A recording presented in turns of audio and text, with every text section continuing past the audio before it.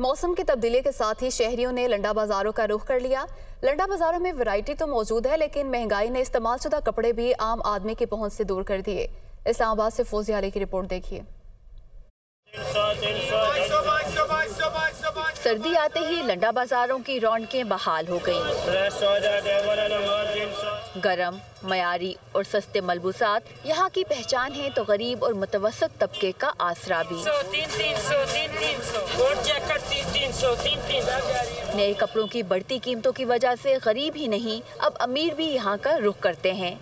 इस्लामाबाद के लंडा बाजारों में बच्चों और बड़ों के लिए गर्म स्वेटर्स, कोट और जैकेट समेत सभी कुछ दस्तयाब है, लेकिन दाम शहरियों की कुव्वत खरीद से बाहर नजर आते हैं। इस साइड पे हम आते हैं खरीदने के लिए कपड़े के, इस साइड पे रेट्स कम है, लेकिन इस दौर में इस टाइम में जो है ना रेट्स बहुत ज़्यादा अप हुए हैं। सस्ती चीज़ें तो ऐसे ना कि 100 रुपए की चीज़ है, वो पहनने के काबिल बिल्कुल भी नहीं है, और जो चीज़ हमें पसंद आ रही है वो हमारी पहुंच से बाहर है। लास्ट ईयर के मुताबिक इस वक्त बहुत ज़्यादा महंगाई हुई है, तो सारे अपसेट है।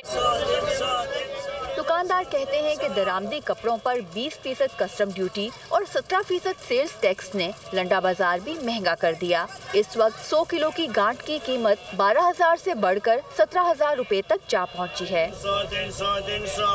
टैक्स बहुत ज़्यादा लगा दिए थे, पहले लंडे में टैक्स नहीं थे, जिसकी वजह से लंडा महंगा हो गया। पहले लंडा जो आता था 7-8 रुपए किलो, अभी वही 16-17 रुपए किलो हो गया।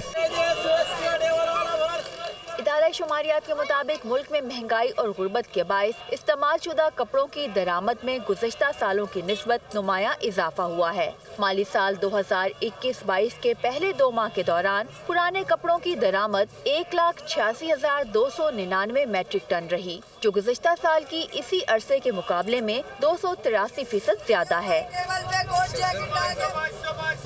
गरीब और मुतवसत तबके के लिए लंडा बाजार किसी नेमत से कम नहीं।